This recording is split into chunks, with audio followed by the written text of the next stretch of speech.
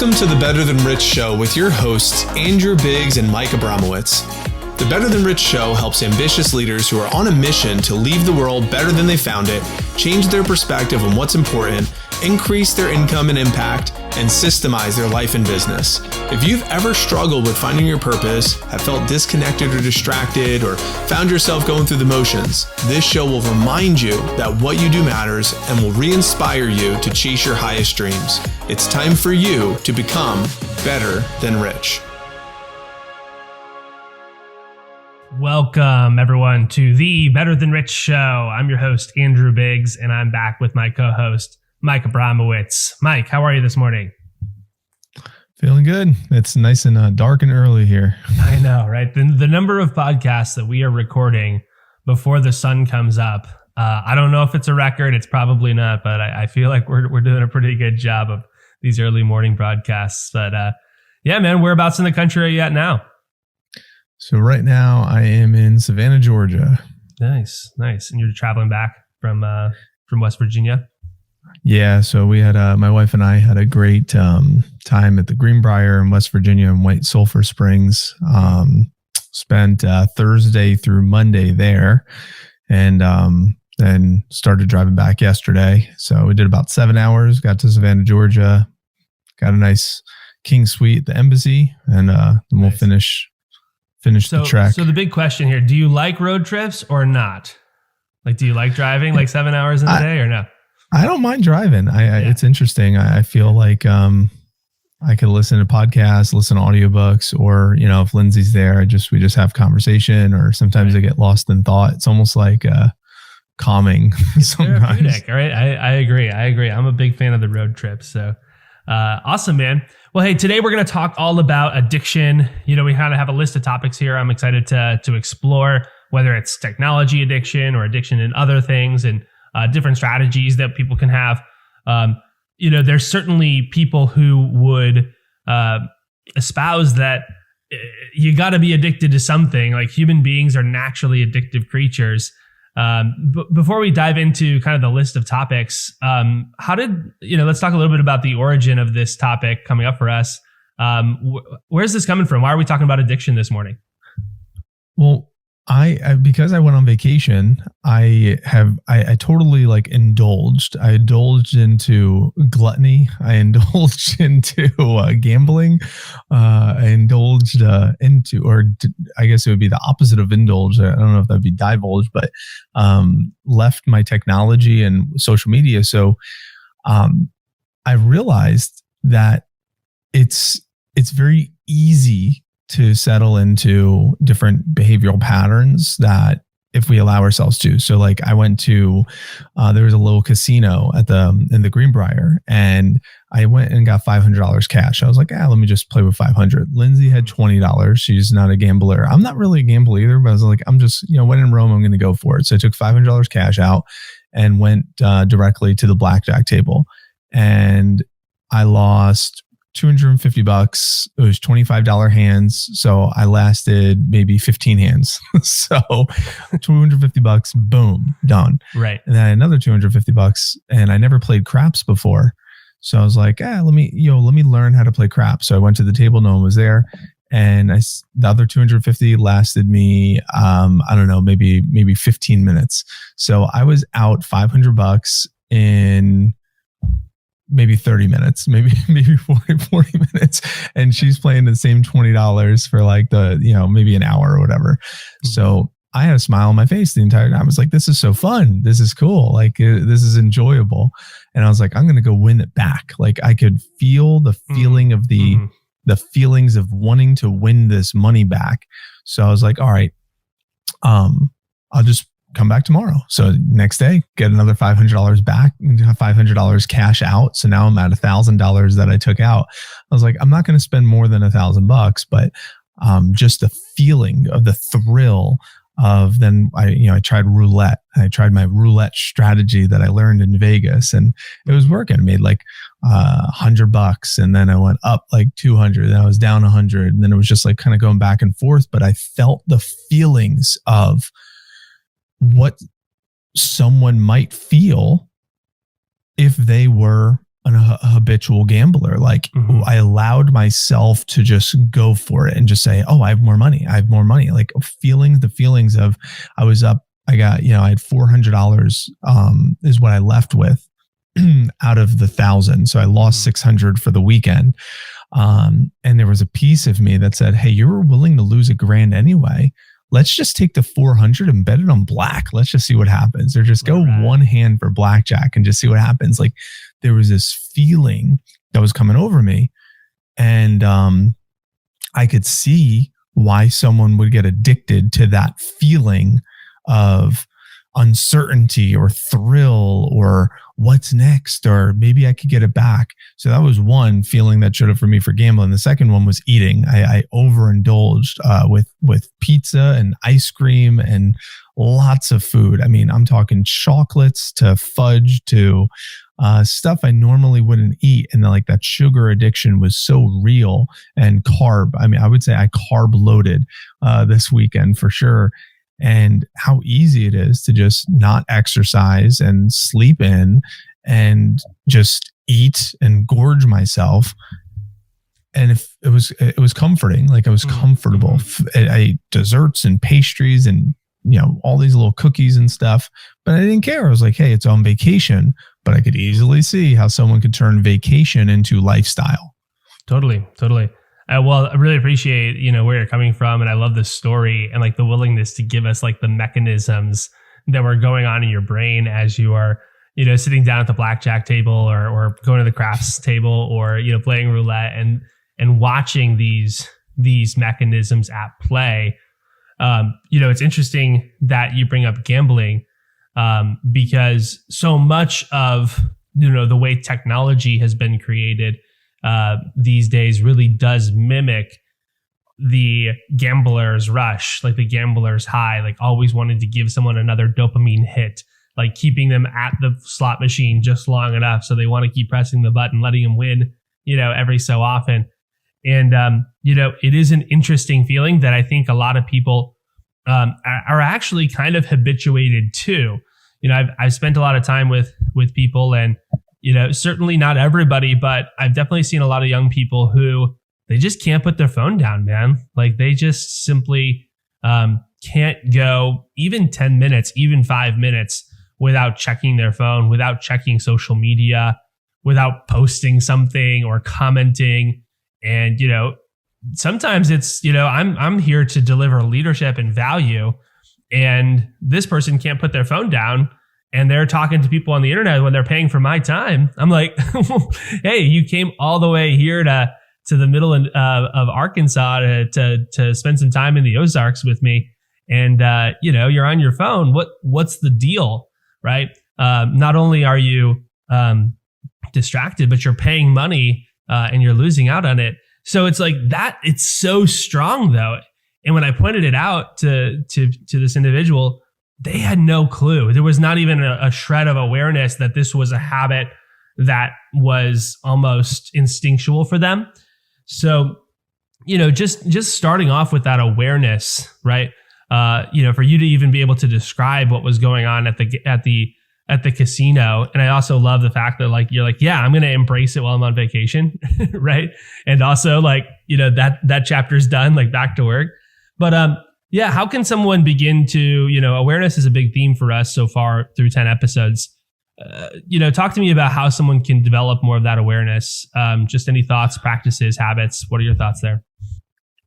Well, and we've already talked about this before, but by being in touch with myself, by knowing the real voice, I've labeled my different voices. I have the truth, and I have wimpy, I have shithead. So we've already kind of labeled some of these voices that I'm able to hear. And the truth is like the observer. So the truth is observing those mechanisms like you were talking about, but because I have a good relationship with that voice that's in my head called the truth was the one that said, hey, tomorrow, meaning last night, said, hey, you're going to be waking up and recording. So instead of watching TV, let's read a book. So I picked up the book last night because the truth is a very strong, I have a very strong relationship with that voice that's in my mind. Sometimes, wimpy is sometimes the one that's, just like, oh, what are people going to think? Or, that one is there all the time too. Questioning everything. And then there's, shithead, which just wants to try to sabotage, just come in and try to sabotage everything at any point in time. I don't know if I necessarily have a label or a name for the one who kind of gets that immerses into this gambling or eating or gorging or whatnot. But it was very interesting to just be able to have like the truth, observe this immaturity, this version of me that's just like the kid in the candy shop. Like, I mean, I'm talking, I was eating just pieces of chocolate. They had a chocolate factory like inside the Greenbrier where a woman was talking about, how they make the chocolates from scratch. And I was like, awesome, let's go get a box, just like these chocolates. And this really just points a little bit to, well, first off, like these dynamic tensions, in life. I was listening to one of my favorite thought leaders out there. If you haven't checked out Brett Weinstein, everyone listening needs to check him out. He has the Dark Horse podcast. It's really, really good for a number of reasons. But he's an evolutionary biologist, and he was talking about how every system has these dynamic tensions, right? That balances, say, your pH or your body temperature, or even like, when you move your arm, right? It's opposing tensions that are moving it, and how, our we need to appreciate in our civil life, the dynamic tension between the left and the right and all these different things. And here it is again, showing up like this dynamic tension between the masculine and the feminine, right? The masculine's like, time to go to sleep, time to wake up, time to, read the book, like get to work, don't indulge. It's very focused and singularly focused. And then the feminine is like, hey, let's go enjoy, right? And if you don't have both, life kind of sucks, right? Too much on the indulging side, and your life is really chaotic. It's a mess. You have all sorts of illnesses, and you're sore, and you're always tired, and your finances are a mess, and all these different things. If you're too much on the masculine side, though, like all work and no play makes Mike and Andrew dull boys, and it's just not exactly the sort of life that I think anyone wants to live. So I definitely want to point that out. In touch with yourself, I think some people listening might think, what does that even mean? Like, how do I get in touch with myself? And also, just to peel back the onion a little bit from what Mike was saying, he said being the observer of your thoughts, right? So practicing watching your thoughts. So often we actually identify as the thoughts. I would say most of the time when we're going through our lives, we are our thoughts essentially, right? But even just implied in like, I think, right? Or I had this thought, it implies a separation already. And if you're willing to just simply look at it, and observe the thoughts that are coming up. And of course, it's a very interesting question, where this is a very deep question. The question is like, where do thoughts come from, right? We obviously, Carl Jung would be a really good resource to look into on this. But essentially, his theory would be, well, they just simply emerge, right? And so they emerge from the unconscious mind. And so it's like, okay, well, we need to be really, really careful, right? That we don't just get taken over by the unconscious mind.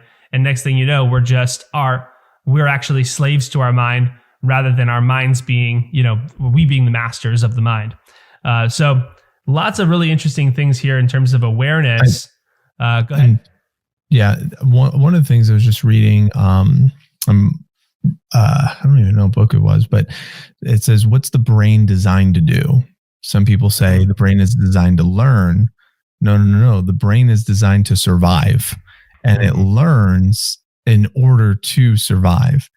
So with that being said, oftentimes, if we just are aware that our mind is like this tool that's just making sure that we are going to survive, just by understanding that, number one, that the thoughts that we have most of the time are not even our own thoughts. They're just the amygdala going into flight or fight, like protection, survival mode.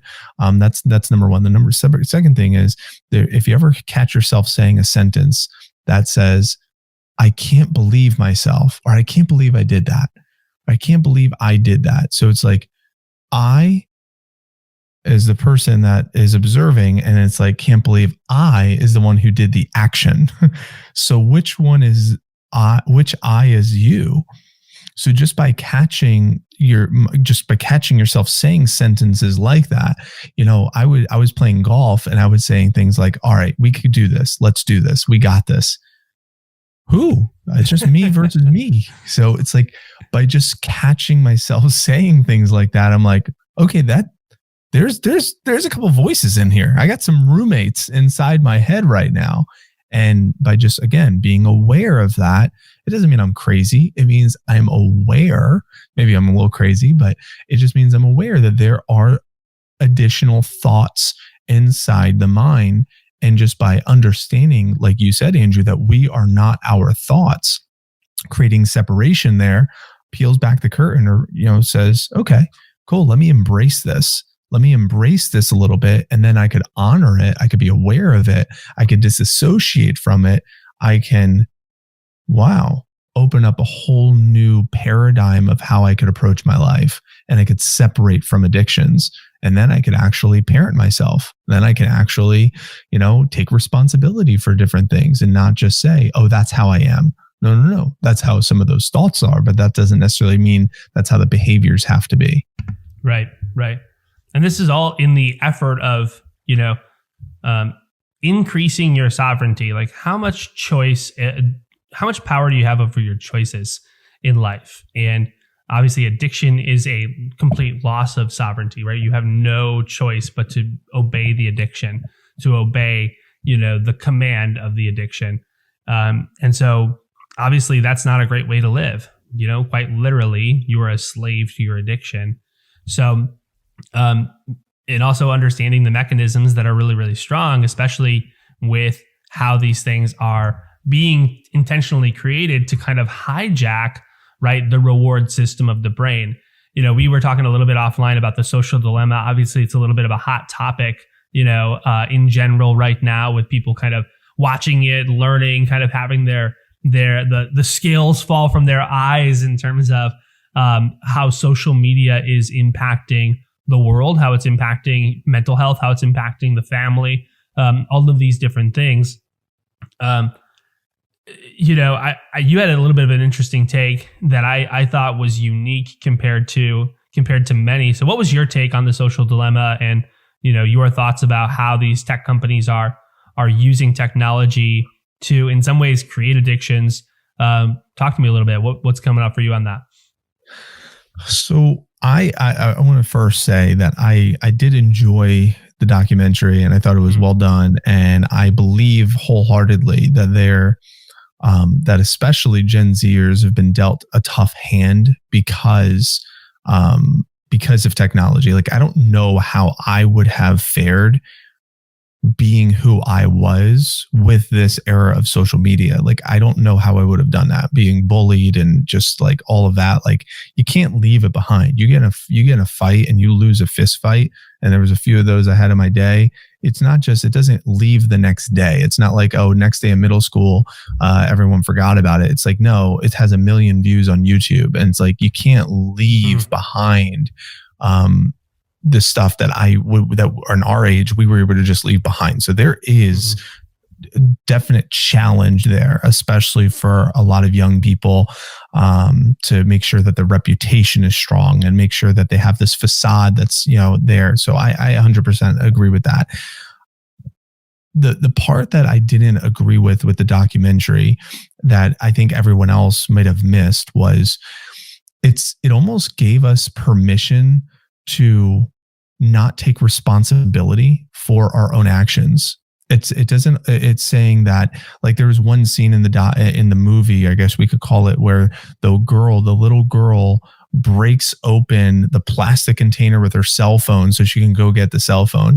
And the immediate thought in my mind is like, yes, she has an addiction to her cell phone. I have an addiction to my cell phone too. Shoot, like this week when I said no phone, I still was like, all right, I'll check it once a day. You know, it was like there was still this piece of me that's like, all right, I got to at least look at it once a day.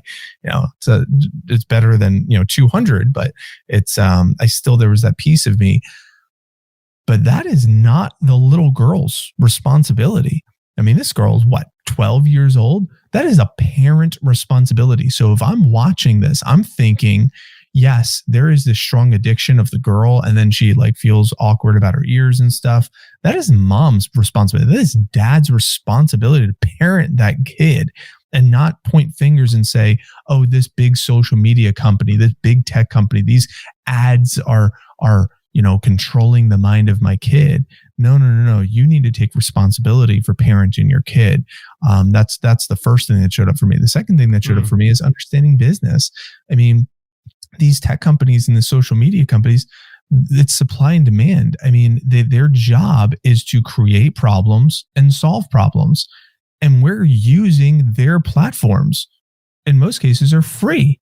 So if you want to connect with if I want to connect with my family up in New Jersey, I'm using a free platform that someone else created that is their business that they created.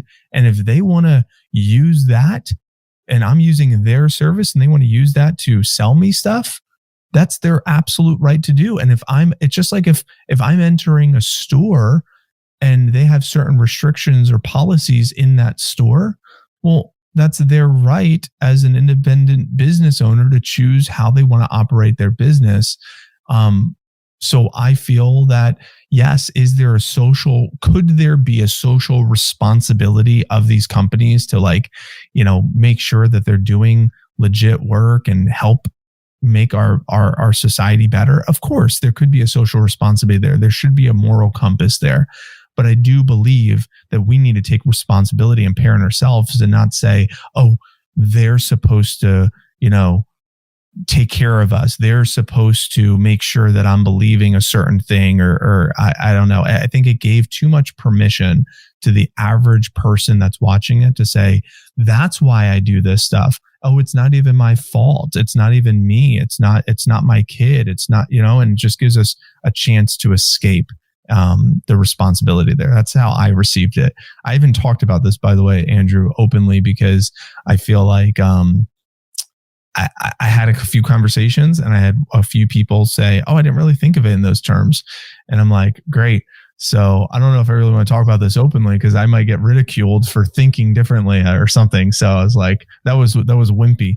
Wimpy was showing. I was like, ooh, maybe you should just not talk about this. But yeah, well, the truth is, we need people to think differently right now more than ever.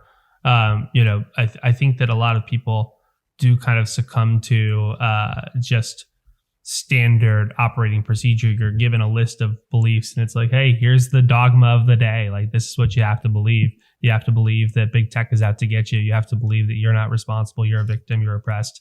All these different things. It's like, well, what if you challenge those assumptions, right? Because, part of the story is like, if I wanted to be a victim, I could be a victim, right? If you wanted to play victim, you could play victim. Anybody on the planet could choose to play victim. And it's like, well, at a certain point, we got to start drawing distinctions between, truly oppressed people and people who maybe just have had a little bit of a tougher hand. And we got to make sure that we're good to go there. And that's a larger discussion. Right. At some point, maybe we'll have it on this podcast, this idea and this culture of victimhood. But I mean, that's essentially one of the things you're bringing up here is like, oh, I'm a victim to, these modern forces.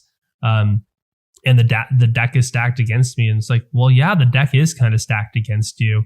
And also that's called, so what is really the response to that. It's like your job to be aware that these technologies are attempting to come in and disrupt your sovereignty and make decisions for you.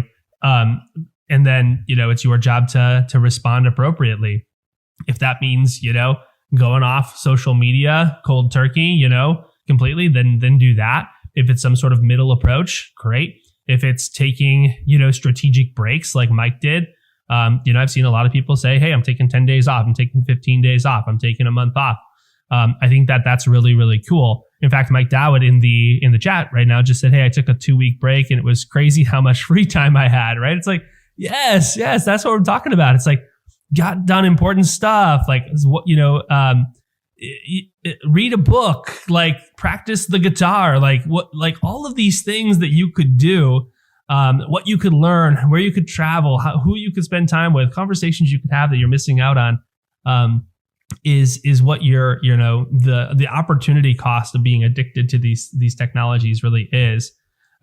So to go to parenting, totally agree with you on that point, right? It does raise an interesting question for the fathers and mothers, watching and listening here today. What is the proper use of technology for your children? It is a very, very powerful force, and if you don't have a strategy, you're going to lose, right? You have to have some sort of strategy for how you're going to parent your kids with technology. Jonathan Haidt, who was in the documentary and also somebody that I like to follow, before this documentary came out, he has some really great books. The Coddling of the American Mind is one I would recommend everyone read. And it's all about great intentions and bad results on parenting, particularly for Gen Z. But, he says basically like all of these suicides and mental health issues started spiking right around, 2010, 2011, when this social media stuff became ubiquitous. And, there's a lot of research to suggest that those are directly correlated. So, you got to be paying attention to what your kids are doing online, and take responsibility for it. Generally speaking, probably, especially for girls, they probably shouldn't have social media, at least until high school. And that's probably going to be an unpopular choice. And you're probably going to be, they're probably going to be pissed off that they're not getting social media and all their friends have it. But, them being healthy individuals, well-rounded individuals with a good solid head on their shoulders, for later in life, will pay off in spades later, even if they hate you for a few years. That's my take. What's your take, Mike? What's coming up for you on your end? It's very easy for me to, I don't want to say judge, but just to point out awarenesses that I see, because I'm not a parent yet. I'm excited to be one. And I'm sure there's going to be a lot of mess ups along the way. It's going to be a huge mess, and it's going to be like, oh, that's why those parents have done that. That's why I saw them do this. And I like to be an observer. And I'll give you an example. Just at the Greenbrier, there was a movie theater, and Lindsay and I went and watched a movie. It was called Coco, a Disney movie. And in the theater was a mom and a daughter. It seemed like she was waiting for the dad to come in. And the little girl must have been 3 or 4 years old. And she was walking seat to seat, just like all over the movie theater. She came right in front of Lindsay and I, like, hi, like super adorable. This girl was super adorable. And like Lindsay and I looked at each other as like, wow, she's like really, right here, right there in front of us. There's a whole movie theater, right? And super friendly. But I look at the mom, and the mom is on her cell phone. Now, granted, the first thing that goes to my mind is like, okay, maybe she's reaching out to the dad or whatever. But then the girl runs around the front of the movie theater and goes to like one of the chairs, sees candy on one of the seats, and starts eating candy from this movie theater that who knows how long it's been there. And she comes back to her mom and taps her mom, and her mom is just immersed in her cell phone. Whatever was going on that cell phone was more important in that moment than what was happening with her 3-year-old kid that's in the movie theater. And she's eating this candy. Her mom was like, where'd you get that? She's like, I found it. And then her mom, it was almost like this, like on switch. The on switch goes on. It's like mom mode goes back. It's like, give me that. That's disgusting. Don't do that. But that's just, it's very, again, easy for me to observe because I'm not in it. Who knows what was going on in that phone conversation? I made up my own story happening in my head. But the fact is that 3-year-old is not mature enough to parent it herself. She needs to have a parent there. However, an 18-year-old a 19-year-old, a 20-year-old does have the maturity and the intellectual capacity to parent themselves. Like an 18-year-old knows that, okay, I'm not going to go eat the candy off the thing. And maybe it's not eat the candy off the floor. Maybe for the 18-year-old, it's something as insignificant as I should do my homework before I turn on the TV. I should say no to certain things and say yes to other things. I shouldn't settle into temptation, even though it feels good. I shouldn't cheat on my significant other, even though it might feel good in the moment. Like there is the ability to parent ourselves. The addictions with video games, porn, alcohol, drugs, TV, Netflix, binge watching. I mean, it is very easy to settle into those things. So for a kid, yes, to your point, parenting of your child, but I also want to make sure that we mention parenting of ourselves. Mel Robbins has that very popular TED Talk about the 5-second rule, and she talks about parenting yourself. And I 100% agree with that principle, that when you get to that age where you are mature enough to parent yourself, you don't have to be reliant on mom and dad anymore. You need to be able to understand that your parents raised you to this point, and then that's it. Their job is done. You need to take responsibility for yourself. Ability to respond. Responsibility. Ability to respond. I know it's my little rant there, but I love it. I love it, man. I love it. So Mike Dowd, by the way, welcome, Mr. Dowd. It's good to have you in the chat here. He asked the question, how do you find balance, right, between family, friendship, connection, as well as, a lot of us use social media, honestly, for business, right? I'll kind of speak to this and I'll kick it to you. One of the shifts that I had to make just mentally, because I was actually like kind of antisocial on social media for a long time, because it was like the only way I couldn't, get addicted was like to just essentially ignore it, or I would just be on it and not be engaged, or I would just like be like this, like the creep, like just scrolling and like reading and observing, but not actually engaging, because I just didn't want to get like sucked in. I understood the the power of that. But one of the things, at least from a business perspective, one of the shifts that I encourage everyone to think about is, you could be the consumer or you can be the producer. And, one of the shifts I had to make was, okay, if I'm going to engage here, I'm going to be the producer of the conversation. I'm going to be the producer of the content. I'm going to be somebody who's actually adding value that other people are consuming. And I'm going to use this platform and this distribution network as a tool. So just really practically and simply from a business perspective, when I get on social media, not all the time, right? I don't want to give myself a perfect score on this by any means, but when I get on social media, I'm getting on for business purposes to engage with my audience, to engage and serve their needs, right? And meet their needs. And it's one of the tools you can use. So that's one thing I would say. The other thing around balance is just quite frankly, paying attention, right? And just watching how often are you just mindlessly scrolling and how often are you, actually looking intentionally for something to engage with. This is why I honestly prefer YouTube to a lot of other platforms. I know we're streaming live here on Facebook, but we do post these on YouTube. And the reason I like that is I pay for the premium, so I never see any ads. And then, I can watch long form content that really keeps my attention. It's another thing with podcasts, right? And it kind of fights against that sort of like quick hitting, like 60 seconds or less sort of attention span that people say we have. Most of the podcasts that I listen to are an hour or longer. Sometimes it's like 3-4 hours long. I'm watching a podcast with Rogan or something like that.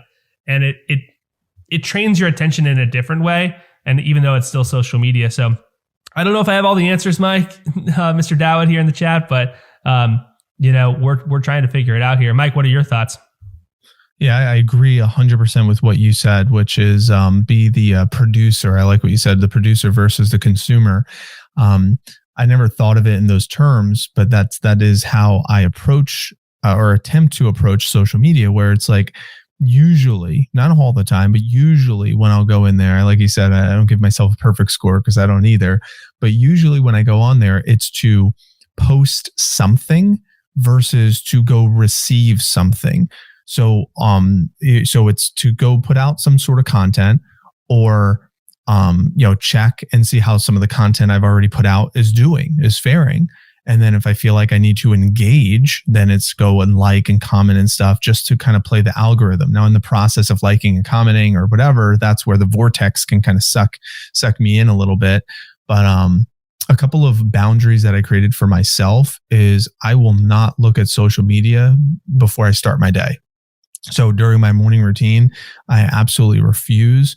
I started this, I don't even know when, but I refuse to start getting my mind influenced by social media before I am able to release yesterday and be able to get a clear head for today. So like, I want to make sure that I'm not just stacking more thoughts onto the thoughts that I haven't released yet. So that's one way that has served me to be able to find a little bit of that balance in my life. So a couple of things that have been helpful to offset that as a tool is instead of keeping my phone on all night, I put it on airplane mode.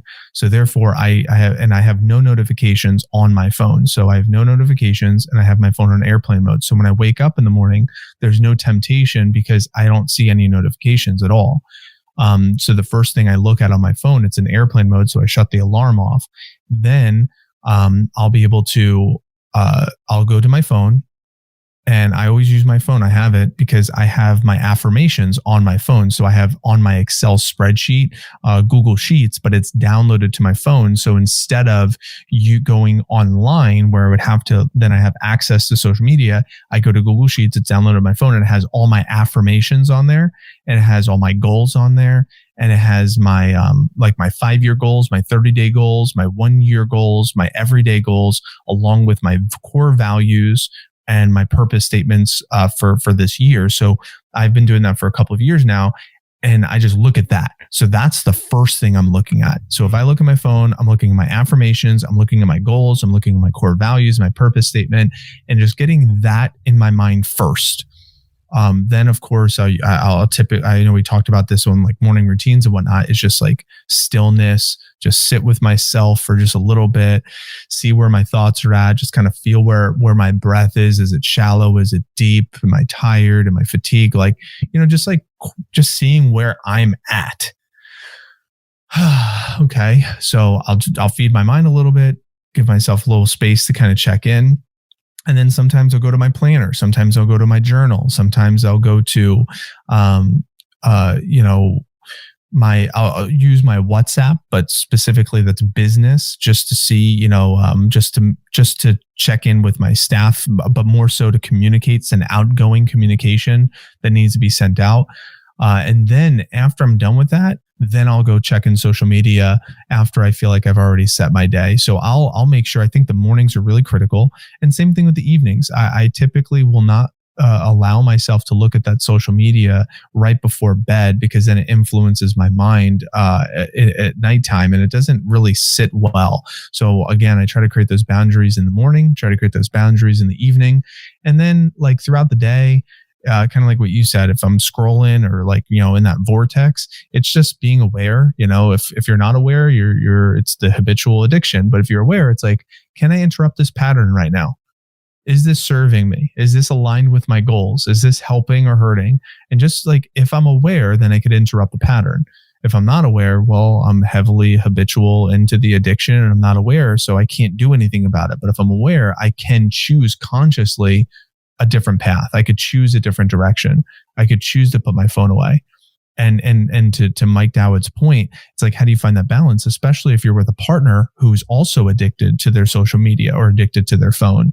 I have to do my best to show up for myself, but also for my partner, for my wife. So therefore, I'll intentionally make sure that I'm not on my phone. And now I'm not going to play martyr and say, I'm not on my phone, so you need to be off your phone, but I'm going to demonstrate what it feels like and looks like to not be disengaged on my phone. And therefore I create the space for my partner to do the same if she consciously wants to choose to do that. And it was really beautiful because yesterday she said, I chose not to check my email on this car ride. And she's like, it was tough. It's going to set me back for tomorrow, but I chose not to because I want to be present. I said, oh my God, I love you. So you can create that space. That's some really good leadership too. And I also love that it's not like a contest between you two, right? Because I could see some couples being like, yeah, like I spent less time on my phone than you. And, it turns into the blame game. Just speaking to one thing that I see a lot of people need from social media is this term validation is what I wrote down. And it's like you're posting, and then I definitely felt this when I first started posting a lot. It was like my self-worth was tied in with like how many views we got, right? Or like how many likes it got or how many comments it got. And it's like, ooh, what a dangerous game, we're playing there. So just finding your self-worth, intrinsically. I was talking with somebody yesterday. I was like, hey, do you have intrinsic self-worth? And they were like, I want to say yes, but honestly, most of the time I don't feel that. I feel like, my performance is what gives me a value. And so just, finding that intrinsic self-worth that like, whether, you're religious or not, but like looking at it from the God's perspective and like seeing yourself as this like child of God or this child of the universe that's like handcrafted and like you have as much value as every other human being. It's not just your human capital value that you can add to the capitalist marketplace that makes you valuable. What makes you valuable is the fact that you're a human being. So I made a list here of all the things that people can get addicted to: drugs, alcohol, porn, sleep, TV, social media, fast food, sugar, gambling, sports, Adderall, Xanax, video games. I'm sure there's more. At the end of the day, addiction, when it comes down to, is a coping mechanism, right? It's a strategy to help us not have to face some of the emotions that are underlying, our lives and kind of like underscoring our lives. And it's just a way for us not to have to face certain things. And if we are willing to look at these coping mechanisms and see them for what they are and be willing to just get a little uncomfortable, right? Because, one of the things we're doing a good job outlining the problem here, but sometimes people are like, well, what am I supposed to do about this? And one thing you just have to be willing to do, no matter what it is that I just listed that you're addicted to or somewhat addicted to, be willing to sit and be uncomfortable for a while. Be willing to sit and be bored even. Be willing to sit and think and feel and, reflect and just be with yourself. And I see this, so many people are just overwhelmed by their own consciousness that they can't sit and observe themselves even for a little bit. So that'd be my recommendation, is to sit and think. The only other thing I would just say is, choices. It comes down to choices. You were talking about indulging this weekend. You're really open about that. I really appreciate it. I think we can all relate. And then also you said, hey, last night it was like, I'm going to read a book, get back into go mode, right? And just making a different choice. What else is coming up for you, Mike? Any thoughts on this? Yeah, I was just talking to someone. I listened to Phil Mickelson on the Ed Milet podcast, and he talked about golf has been his addiction. He said some people gamble, some people do drugs, some people drink. He's like, golf became my addiction. And he said, it's a positive addiction. It's not a bad addiction. It's a positive one. It's made me a lot of money and it's made me a lot of friends and got me a lot of fame. It's a positive addiction, but it is an addiction. And I think it's important to know, like, sometimes addictions could be serving. They could serve us. They could be, we could call them positive distractions. There are positive distractions. There's no doubt about it. I also think that even though it's a positive distraction, even though it's creating a positive gain, it's still important to be aware of it. Because without anything, there's always going to be a compromise. He even said, like, there was points in time where, it could have affected his relationship or his marriage or his parenting because it was an addiction. It was a positive addiction, but it still had a cost. So it's still the awareness, which is important, but we can replace it. Like, I was obsessed with NFL football, like Miami Dolphins, like, oh my gosh, like, oh, big Miami Dolphin fan. I'm still a Miami Dolphin fan, but something clicked recently. It might've been because the Miami Dolphins haven't been good. That's possibly, but I think it was more so, I was listening to podcasts, I was listening to Ed Milet, and he said, anytime a grown man can yell and scream at a TV about someone that is not doing something well or doing something well with another grown man's name across his back, that grown man is getting paid regardless. Like, that person is getting paid whether they suck or they don't suck. And you're getting frantically emotional about a game that you are not tied to at all whatsoever. And I know in the past how many times I would get emotionally triggered when the Dolphins made a great play or they did a bad play or whatever. And I had my Merino jersey on and I'm celebrating a dude that doesn't even play the game anymore, celebrating a team, or, not even celebrating, the opposite of that, when they mess up. But I would allow myself to get emotionally engaged and involved in something that had nothing to do with me. And when I had that awareness, I said, holy shit, I'm addicted to this. Like, this doesn't serve me. I want to give this energy to something else. Not that that's bad, but it wasn't very helpful to a lot of my goals. And that was probably about 15 months ago. I had that revelation. Nice. And it's been very serving for me. And I'm not saying to anyone who watches, sports that, hey, just be aware. But I do think that there is some merit to understanding there are positive distractions and then there are distractions. Totally. Excuse me. One of the things that I'll just bring up here is we tend to get in cycles, right? And we tend to our minds are really good at patterns, habits, right? Human beings are really good at that, and I love the work. I think it was John Lewis is his name. And then there's another guy, John Vervaeke, has done some really good stuff on this. And they call it, basically, it's like a reciprocal narrowing, where it's like this spiral of negative choices where like your choices continually get, more and more narrow. And, to kind of outline that, I'll just bring this up on the screen here. This is called the 9-dot problem. And so, it's a really, looks like it's an easy problem. Basically what we need to do is, connect all the dots, all 9 dots. And by the way, if you're listening, it's just a 3x3, 3 rows of 3. If you're listening back on audio, you can also go look this up on YouTube and search it back. But basically, the idea is you need to connect all the dots with 4 lines, right? So now, Mike, this is the first time I'm throwing this at you. So you can start to think like, okay, how would I do it? You get 4 lines. You have to end, each line. It's not like you can pick up the pen. So, you start to look at it. It looks really easy. It's like, okay, 1, 2, 3, 4. Okay, nope, that didn't work. Okay, let me try going through the middle. Oh, that didn't work. We missed one of the dots. And, it actually turns out to be a really tough problem for people to solve. And, it's not an easy problem because our minds are really good at adapting or having patterns, right? And so when we see dots, we connect the dots in a certain way. So I'm going to bring up the solution to the problem here. And you can now see the problem is a little different. The 9 dots are there, but literally you go outside of the box and to solve this problem, right? You start in the corner and then you have to go outside the box to solve this. Now, sometimes people say, hey, that's against the rules. It's like there weren't any rules that said you couldn't do that. You've connected all the dots using 4 lines.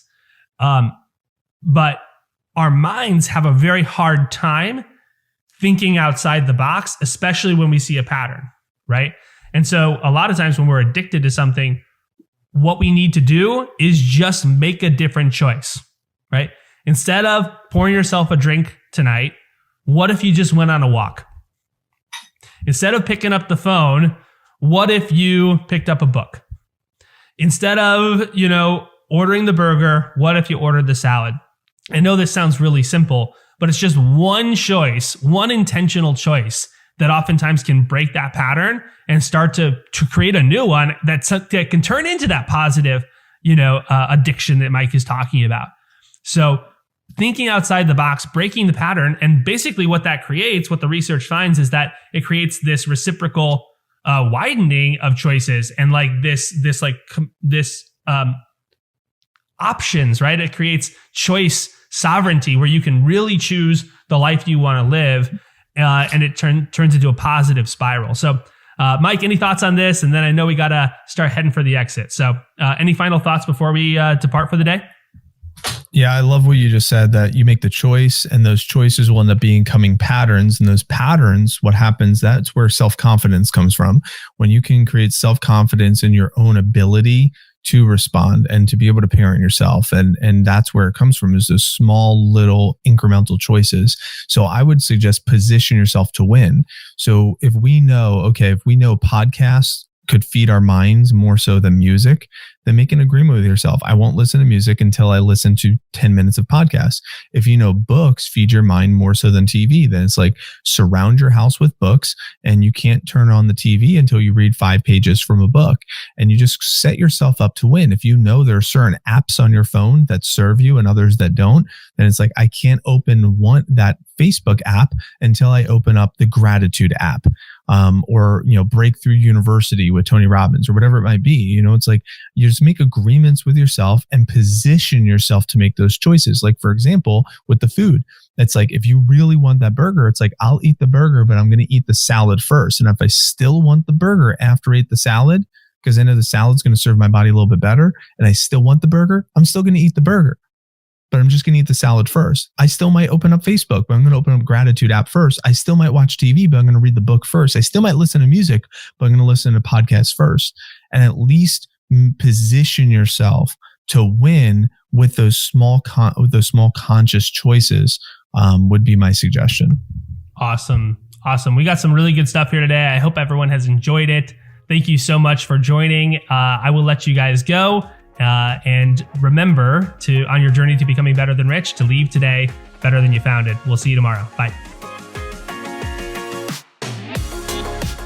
Thanks for listening. If you enjoyed this episode and you'd like to help support the show, please share it with others, post about it on social media, or leave a rating and review. To catch all the latest from us, you can follow us on Instagram at betterthan_rich and join our Facebook group at the Better Than Rich Show. Thanks again for listening. We look forward to seeing you next time. And remember, leave today better than you found it.